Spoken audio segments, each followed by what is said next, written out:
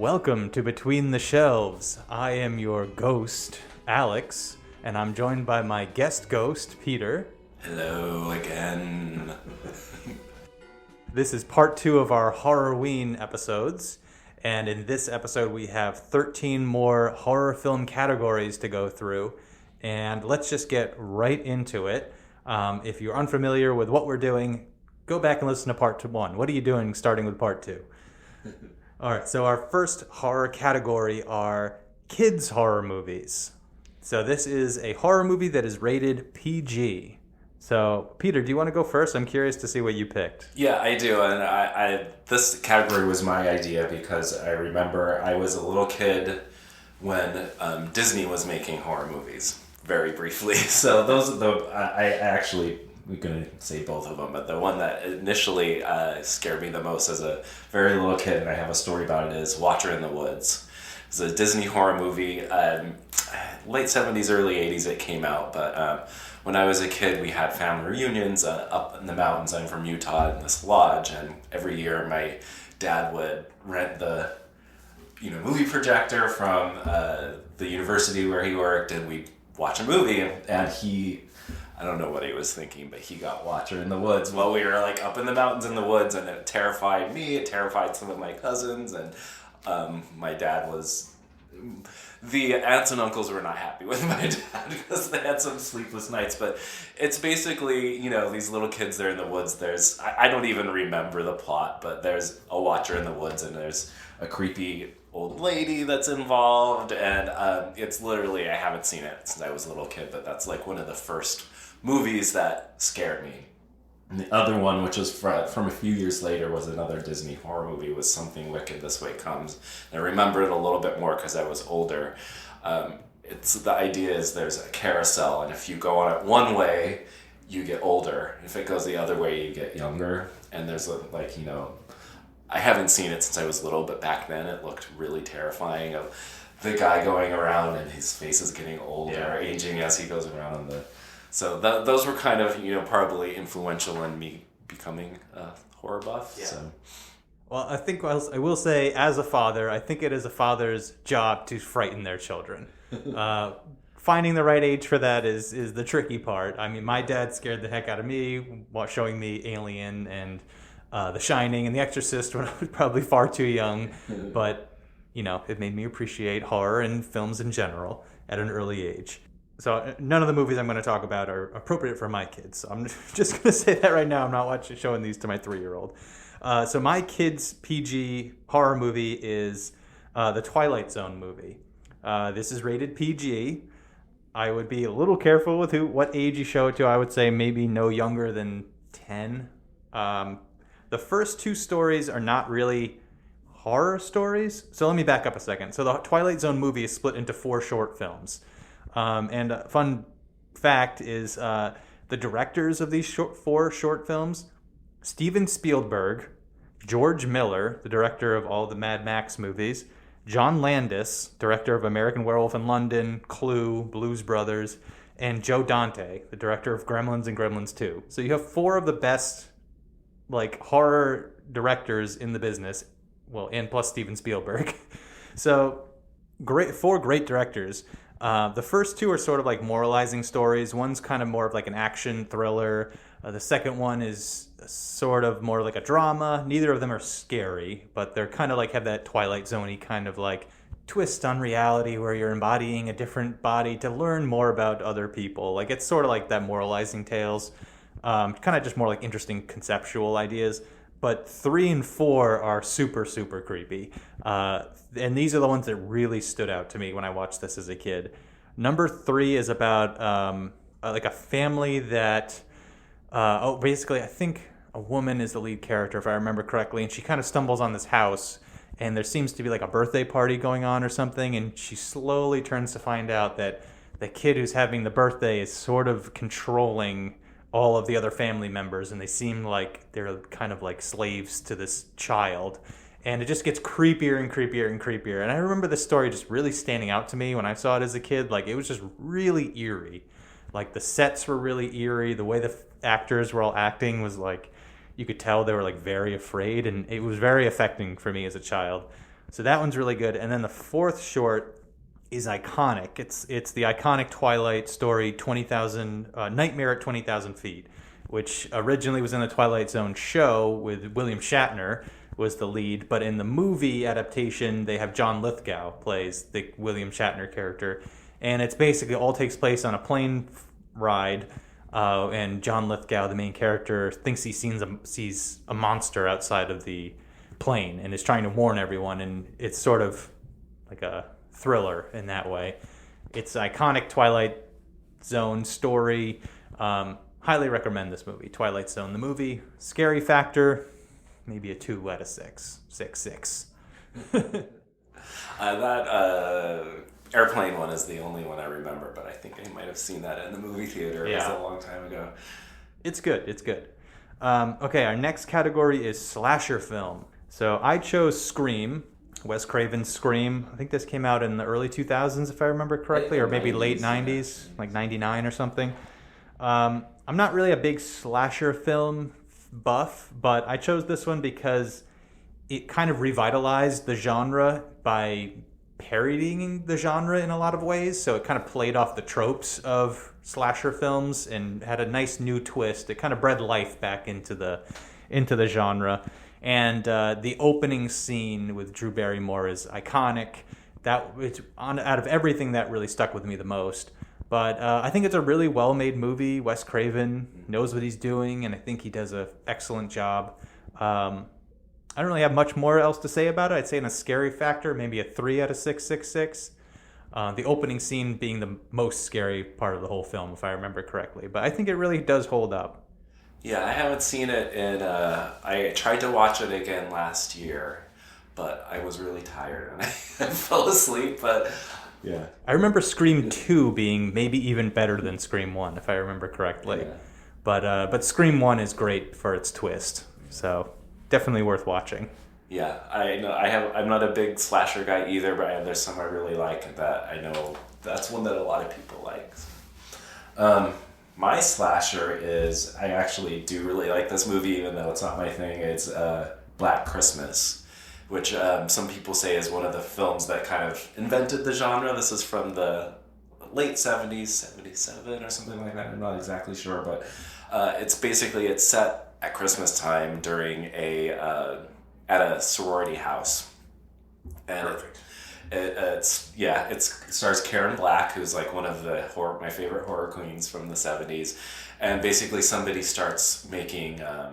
what's the word they call it? It's so weird because it's not a thing they have anymore. They're making like suggestive calls to the sorority house. Uh-huh. It's quite scary, actually. If I'll jump ahead, maybe a 5 or 6, just because it's like,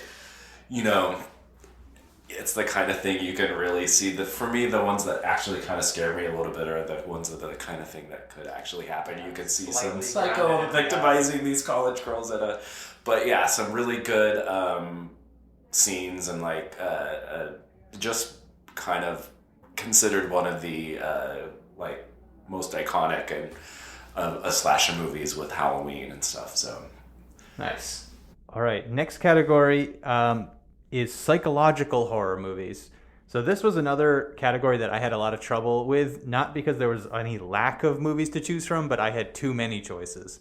So the one I finally settled on, and I hope you didn't choose this one, Peter, is Rosemary's Baby. So it's the story of a woman who is pregnant, and she comes to believe that her baby is going to be Satan, if I remember correctly. Is going to be Damien, the child of Satan. Yeah.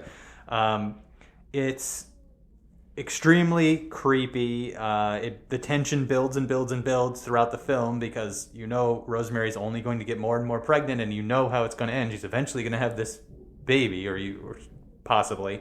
So the tension's just building this whole time for the climax that you're expecting, and throughout the movie, her suspicions of it being the child of Satan is sort of comes up because she starts seeing like family members that are behaving in ways that would leave you to believe they are Satanists or something. So it kind of plays off, I think it's a psychological horror because it kind of plays off, is Rosemary making all this up? Is she being crazy, or is she actually seeing these things? So it kind of plays with reality a little bit. And it has themes of like the cultural decay and, you know, control over women and in society and things like that. So it's just an all-around great movie, let alone horror movie. But the suspense is just there throughout the whole movie. It's fantastic. And it does have like moments of humor in it too, which is kind of surprising. So it's just like an all-around like great film. Like I recommend it for everyone, not just horror buffs. Yeah, I feel like I need to revisit that one. It's been a while since I've seen it. It has a lot of like parodying like consumerism and stuff. Like the family members are all like very quirky in different ways. Like there's a scene where like Rosemary has like a knife and she's like threatening people and threatening herself, and she drops the knife and like immediately, like instead of like trying to like separate her from the knife, the family's like worried that the knife like scuffs the floor, like, and it's just stuff like that. Like it's very like not like a joke funny, but it's like a lot of weird like stuff like that. I don't know, it's interesting. It's a great movie though. Yeah. I really like that one too. I actually thought about putting that on my like demonic possession because it's kind of along those lines, but I'm glad I didn't.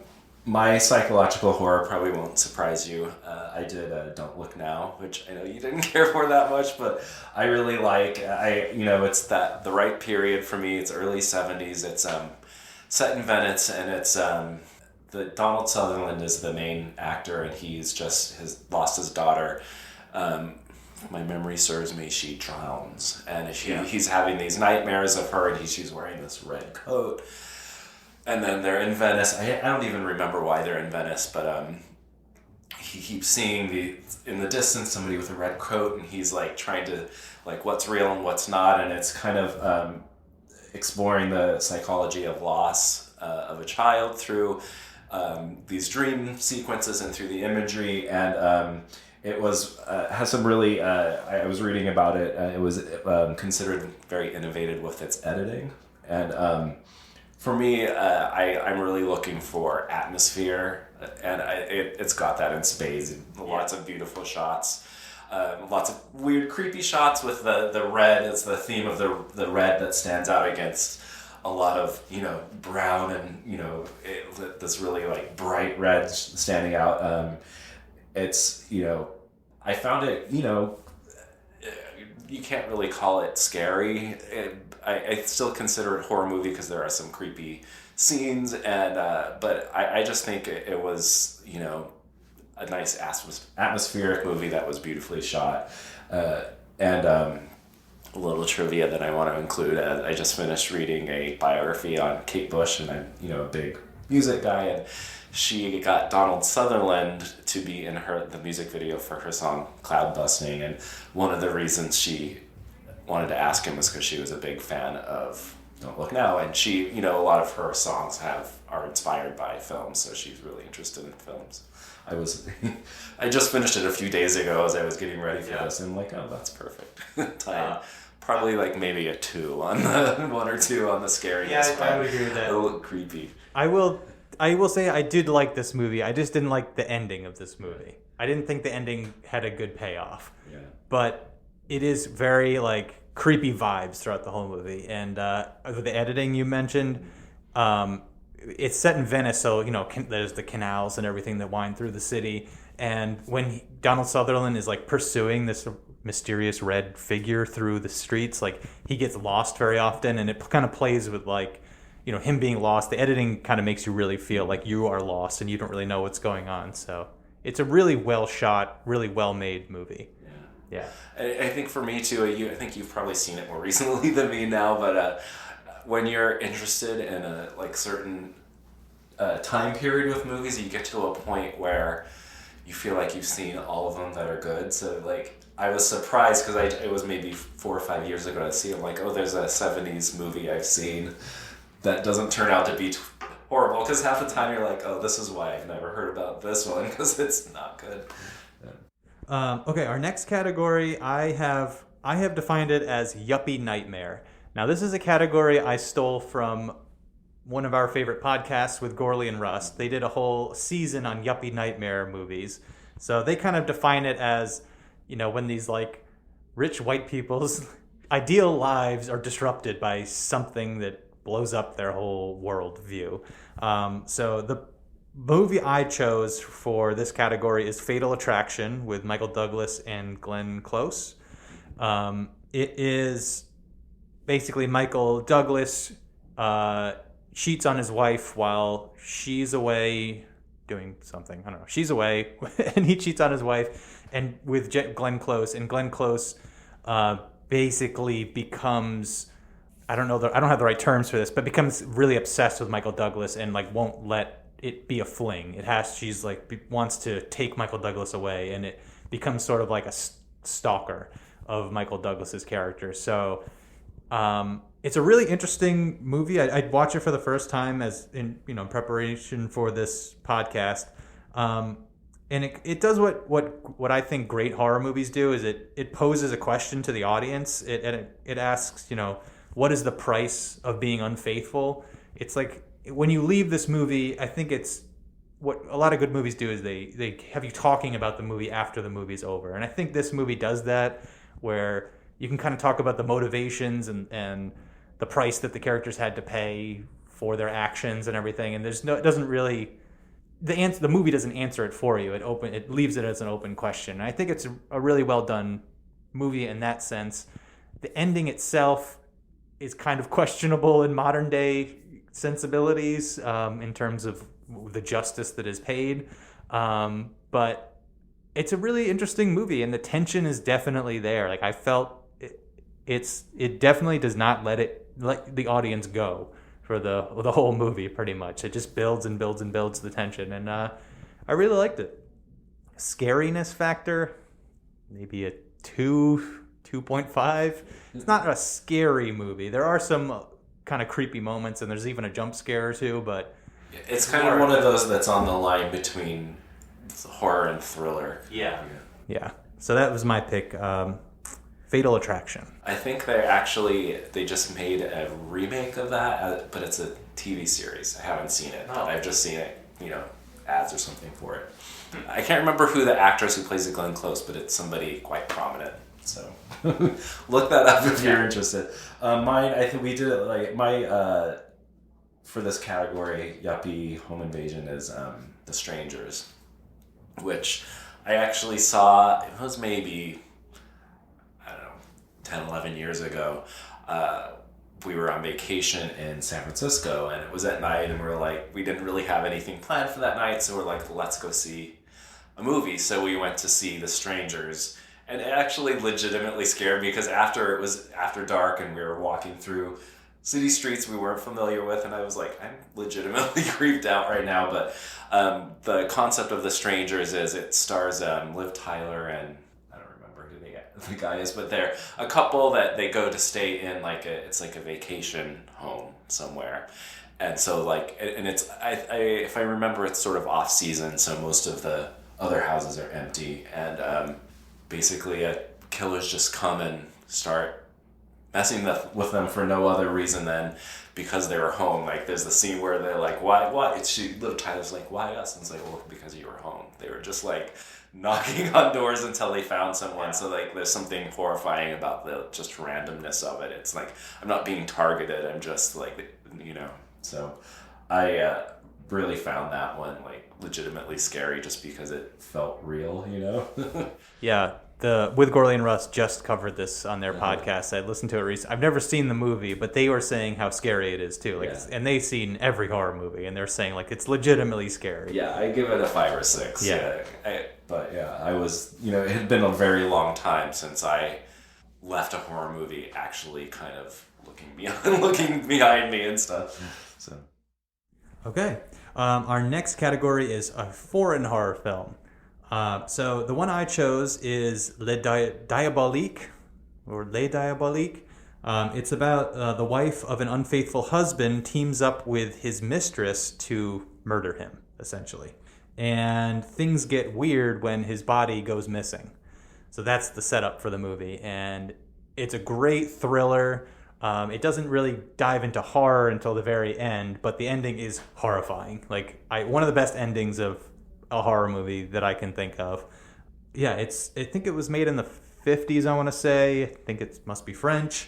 But it really really stands the test of time. I saw it recently, like within the last year or so, and it was great. I was riveted the whole way through. I can't say enough good things about it. Le Diabolique. Yeah, I think I saw that in college in a film class was part of it, but I don't remember that much about it, so maybe I'll have to add that to my list for this October. Yeah, very, very creepy. And I think it inspired Hitchcock to make Psycho, if I remember correctly. But I know Hitchcock references it quite a bit as one of his favorites, so if you like Hitchcock, you might like this one. My international is also French, but it's from, I think, this early 2000s, maybe late 90s, I can't remember, but it's called High Tension. And at the time in France, there's a word for it, which I should have written in my notes, but there was kind of a movement of these like quite brutal horror movies in France. And this one is kind of like my previous, like The Strangers. They go to stay, a couple goes to stay at a house in the country. It's like one of their parents' house or whatever, and somebody comes, a insane murderer comes in, starts hassling them and attacking them, and it is very hard to watch. Like if you're thinking of watching it, I'm like, just be wary. It's quite brutal, but that's what it's going for, I guess. But I would say this one is pretty high on the scary quotient too, maybe 4 or 5. Maybe 5 or 6. The only other movie I can remember seeing somewhat recently that I was so like shocked by kind of was Wolf Creek, which is an Australian. I guess that's my honorable mention. Australian film with another like horribly burnt. I think that one was based on a real serial killer, but it is very difficult to watch. So not for everybody for sure. High Tension caught my attention. Or what is it? It's High Tension, right? That's the English. It's, yeah. There's the French word for that. The poster caught my attention. It's like a woman with like a buzzsaw, right? Or something, if I remember correctly. I don't remember. I don't know if I know what the poster looked like. I found it after I saw the movie Mandy with Nicolas Cage. I'm not sure if there's any connection with that, but it was like recommended, like if you like this movie, you'll like this. I don't really sense any connection between the two because I don't even really consider Mandy a horror movie, but anyways, that's been on my to-watch list for a while. Yeah. Okay. Our next category is Inanimate Object Killer. So this is a fun category. I chose Child's Play. Iconic. Is that what you chose as well? No. Okay. Chucky, what is otherwise known as the doll, the killer doll. I remember watching all of them, like 1, 2, 3, 4, all in a row on a Halloween binge one year. Probably in high school or early high school. They're really fun. Chucky is, kind of like Freddy Krueger. He always has like a quip or something before or after he kills somebody. It's super campy, as you would imagine from a killer doll. But the first couple have some legitimate scares. Like I was creeped out for sure. Especially when you go over a friend's house and you see like maybe they have a sister who has like a doll out and you're like, I don't want to look at it. Close its eyes. Like, And it was from that era too in the 80s where they had those like, what was it called? Like My Buddy, like the more kind of sort of life-size dolls. Yeah. It's a super cool concept. Basically, the spirit of a serial killer gets infused into a toy, into this Chucky doll. And they play with the concept a lot over the course of the movies. There's probably like 9 movies at this point and a TV show. And they just get goofier and goofier, and they kind of lose the thread here and there. But overall, I think they're really fun watches. It's a good movie for like having a group of friends over and watching a horror movie. Like you're not going to be like scared out of your minds, but it's also like engaging enough where they might get you here and there with a couple of jump scares, and it's just fun. Like you might laugh at a couple of his corny jokes. The TV show is actually pretty good too. Oh, yeah. I actually started watching the first season and recommended it for a few of my friends, and they started watching it and I kind of forgot about it. And then they're like telling me, you gotta start watching it again, you gotta start watching it. It's like a good, like fun kind of something to watch around. Yeah. Well, we have the show on DVD season. At the library, so you can check it. Start there. What's your inanimate object? My inanimate object horror is one of my favorites. It's a Phantasm. And the original came out in 1979, and it's kind of an interesting combination between the sort of 70s style horror, like with the really creepy imagery. It has the soundtrack sounds. I looked it up when I rewatched it a couple weeks ago to see if it was Goblin, because it sounds like it. It's not, but it's definitely that style. But it also has elements to a more kind of Friday the 13th 80s teen, because one of the main guys, he's a teenager that... so basically the concept is there's these two, the older brother and the younger brother, and I think it's their dad dies, and the older brother doesn't let the younger brother go to the funeral. He thinks it's going to be too much for him or whatever, but he hides out in the bushes and kind of watches the funeral at the cemetery. And after everybody leaves, he sees the undertaker, instead of burying the coffin, he like fully just this, and he's like the skinny old man, picks up the coffin and puts it back into the hearse, like with no help. And he's like, what? And anyway, so it ends up being like he kind of investigates. He manages to convince his brother that something's happened. And what ends up happening is, the inanimate object part of it is the iconic floating. There's this some of the best shots of this mausoleum where it's like the walls are this like black and white print with the drawer things where the corpses are kept, and there's these shots of this flying ball coming that basically hits you in the head and sucks out your life. But there's some really great creepy shots in this of the I think they call him the tall man. The Undertaker is really creepy, tall, skinny old man, and just some really great shots, a really good combo of sort of an 80s teen horror with a more kind of artsy 70s style horror. Cool. All right, our next category is a horror comedy movie. I chose Shaun of the Dead.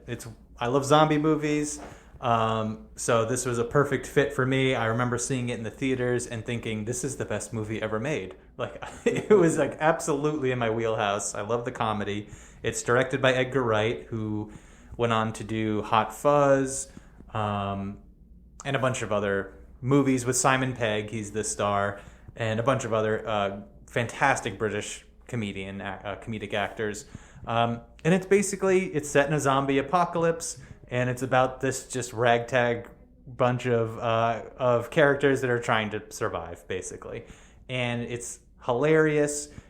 Edgar Wright, this is, in my opinion, his best film. It's his directing style. He's like the perfect comedic director because he knows how to shoot gags really well, and he has such a good repertoire with Simon Pegg and the other Nick Frost, that's his name, where you can tell they're all buddies outside of making movies because they just have such a good flow, work style working together. They really jive well.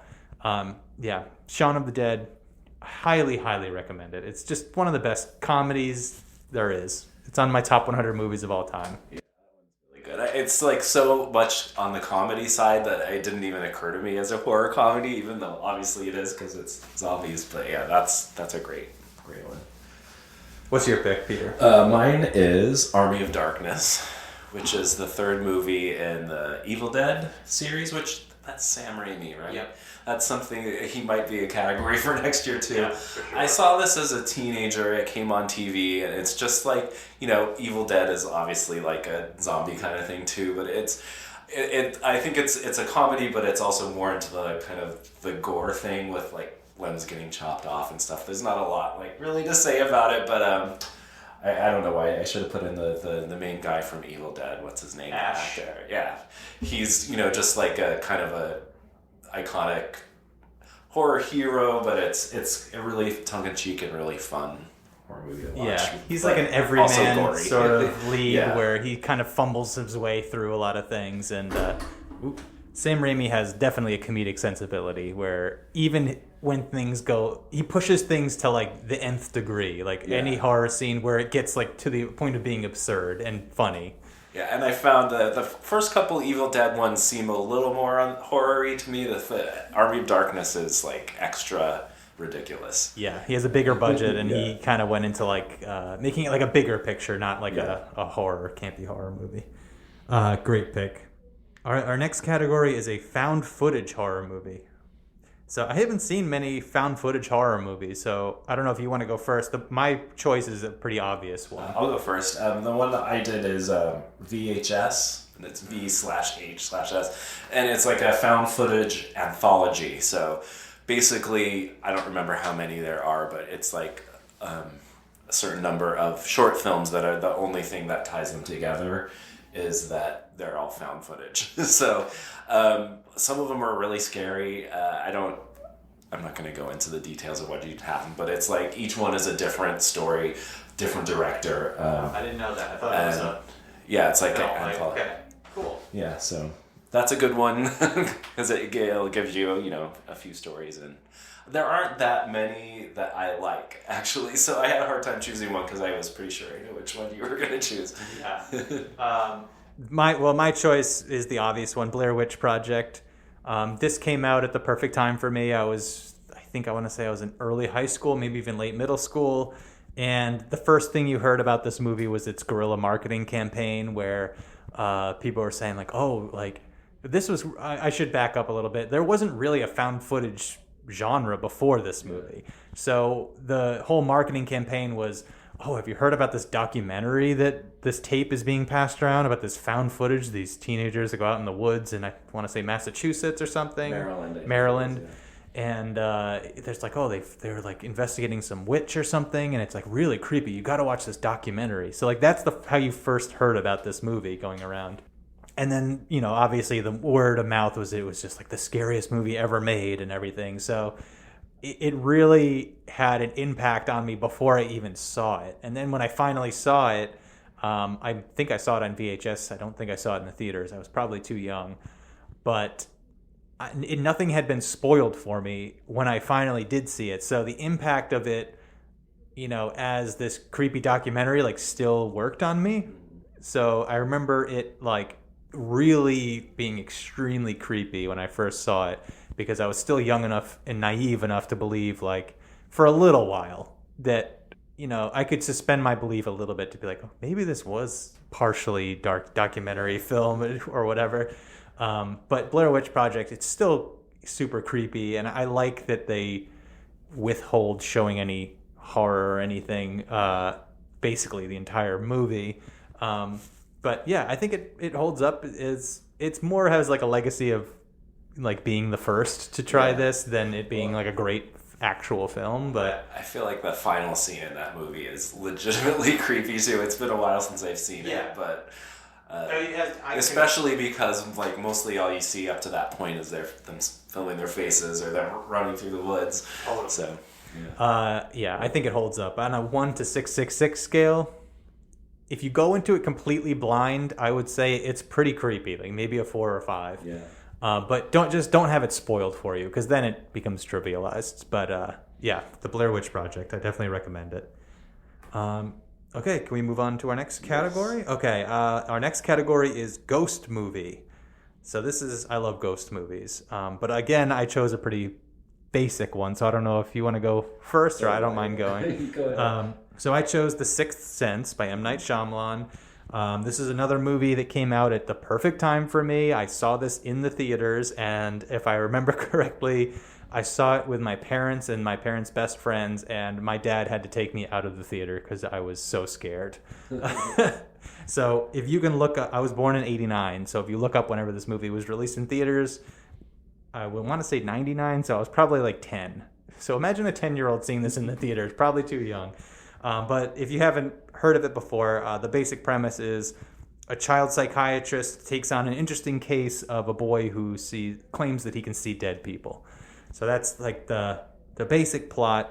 It has an iconic line, "I see dead people." It has an iconic twist that if it hasn't been spoiled for you at this point, don't look it up. Go see the movie, because it's absolutely worth watching this movie. It's definitely M. Night Shyamalan's best film, in my opinion. Definitely.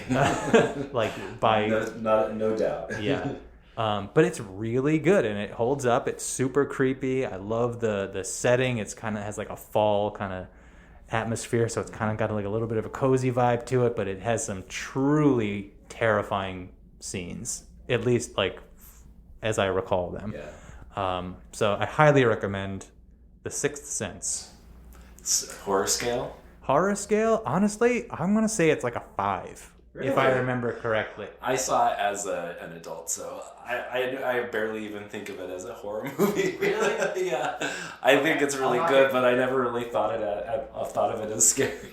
There are 3 scenes that are true, like actually very scary. So I'll say a 4. Okay. Well, it's your scale. I would not give it a 4, but it's not my choice.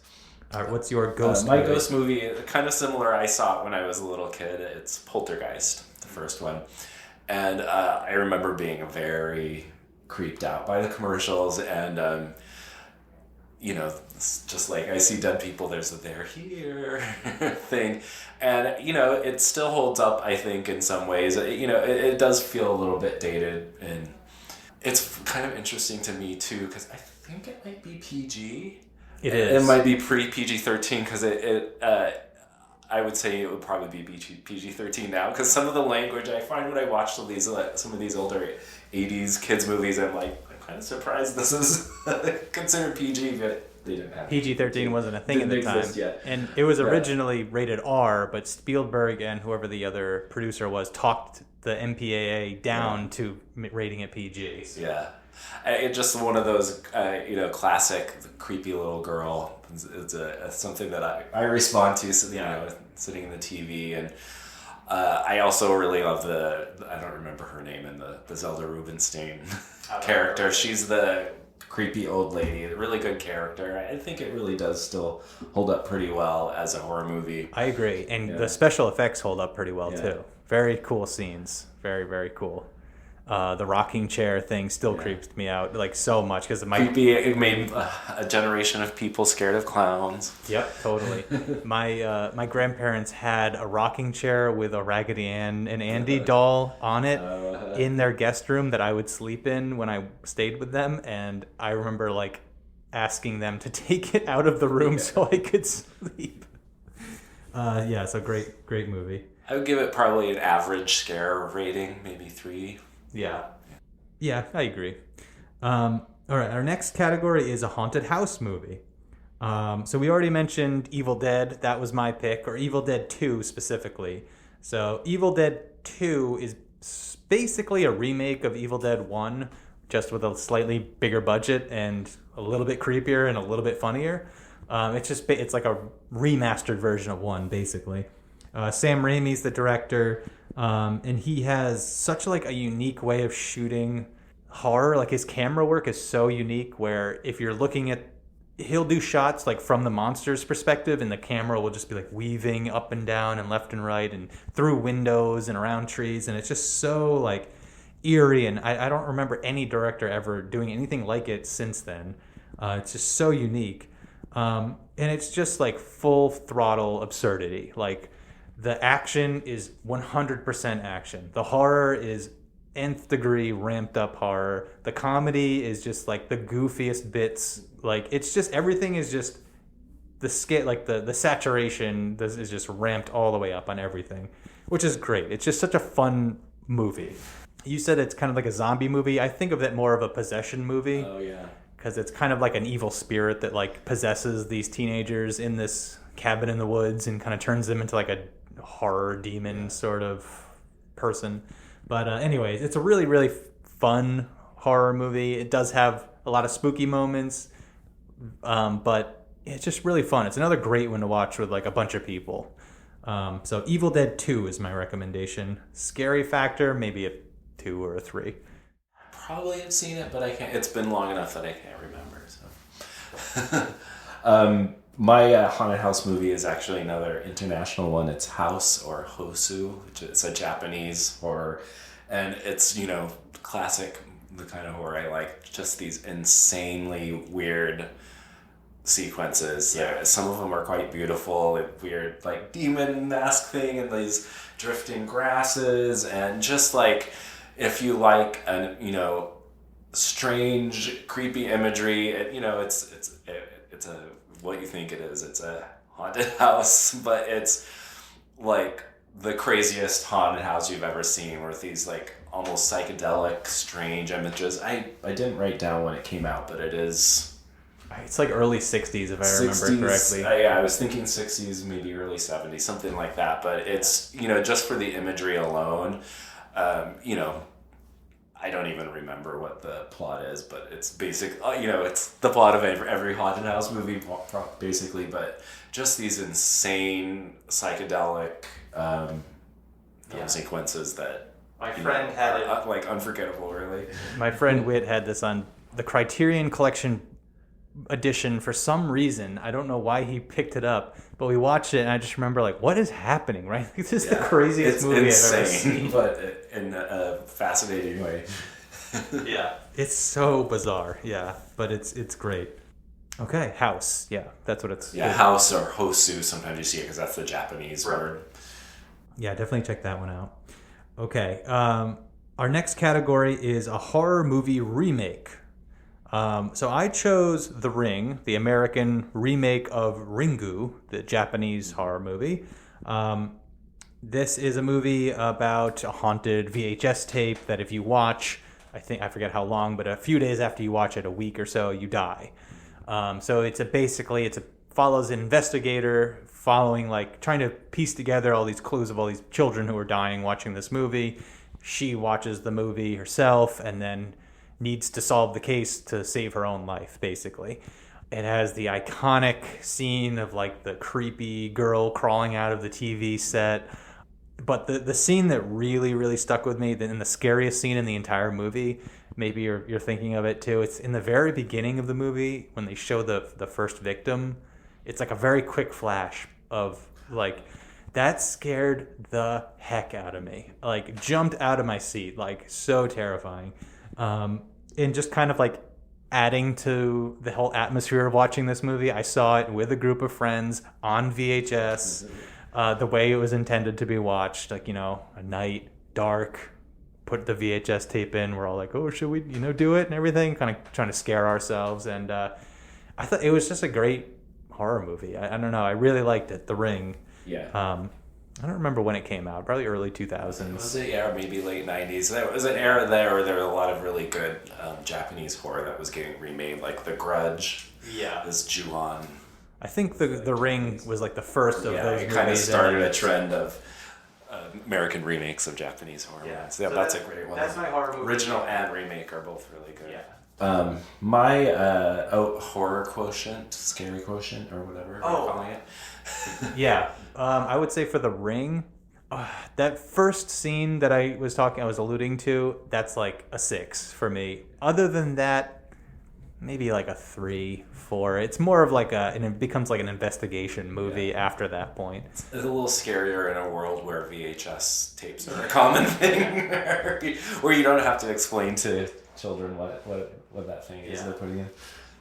Okay, my remake actually ties into my classic movie. It is the Werner Herzog remake of Nosferatu, which, if you don't know Werner Herzog, he was like a German filmmaker he started out, I think, in the 70s. Not a horror guy, really. He, was kind of these art films. He's known for a bunch of different art films, but he did a remake of Nosferatu in, I believe, the late 70s that... I saw it actually in my college. They had an international cinema thing where they would play on in a theater, the international. So I saw it on the big screen, and just like these, the same kind of creepy Nosferatu Dracula styles, the long-fingered, bald vampire, like actual scary vampire. I just remember these scenes of him like walking through these like dilapidated buildings in Berlin or wherever in Germany they're supposed to be, and just being like legitimately creeped out by it. And I'm a big fan of Herzog in general, so that's actually one that I'm hoping to rewatch if it's possible to do on my phone. I'm going to be in Germany in a few days actually, so we're going to try to watch that while we're there if we can. Scary quotient, I would say maybe a 4, and more creepy than scary, but it's also been a very long time since I've seen it. It's not something that pops up on on TV or on. I haven't seen it. I haven't seen it on the apps or anything. So I'll have to check that out. I don't think I've seen that one. Okay, this brings us to our final category: animated horror movie. This was interesting, and I really only had one that came to mind, so I'm really interested to see what you choose. My choice for animated horror movie is an anime film called Perfect Blue. Have you heard of this movie? I've heard of it, but I don't think I've seen it. It came out in 1999, and we actually talked about it in our anime episode of the podcast, so go back and listen to that if you like anime. But it's a psychological thriller / horror. It's about a pop star who is trying to transition to becoming an actress. And while she's doing that, she's dealing with a stalker as well. And it is has an extremely uneasy feeling throughout the movie because it's told in a sort of choppy fashion where it jumps around a little bit with time, and the lead actress is sort of an unreliable narrator where she's sort of misremembering things or having hallucinations from not sleeping well and being depressed, and with her lack of success is transitioning into an actor. So it really messes with the audience and what is really happening right now, what is believed. And this movie was the inspiration for the film Black Swan by Darren Aronofsky. So if you like Black Swan, this is almost, think of Black Swan as a remake of this movie. There's practically a remake of it. But the film is beautiful. If you like animation or anime, it's beautiful. It's an absolute stunning film to watch. And the way the film is composed, the scenes are composed, are also amazing. This movie looks like a AAA release. If your idea of anime is Dragon Ball or something, or Pokemon on TV, it's not that. This is better than Disney quality. And a lot of the scenes were actually basically not stolen, but Darren Aronofsky, the director of Black Swan and other films, used a lot of the exact framing of scenes in Perfect Blue for Requiem for a Dream as well, another one of his movies.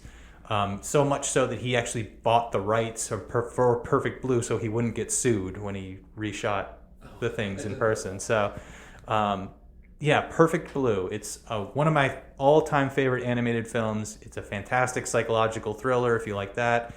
And it was available on Hoopla for quite a while. So if you are a Savable Library patron and you have the Hoopla app, you can probably still watch it on Hoopla. It's been on Hoopla for quite some time.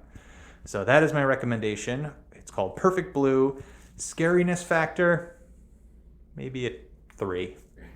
I haven't seen that, but it's kind of interesting because mine was when animated horror was the only one I think of, and the other day I did reread a Wikipedia about this movie because I don't remember a lot of details, and I should have written it down in my notes because I don't remember many of the details, but it's also anime. It's Blood the Last Vampire. I think it might be on Canopy or Hoopla too.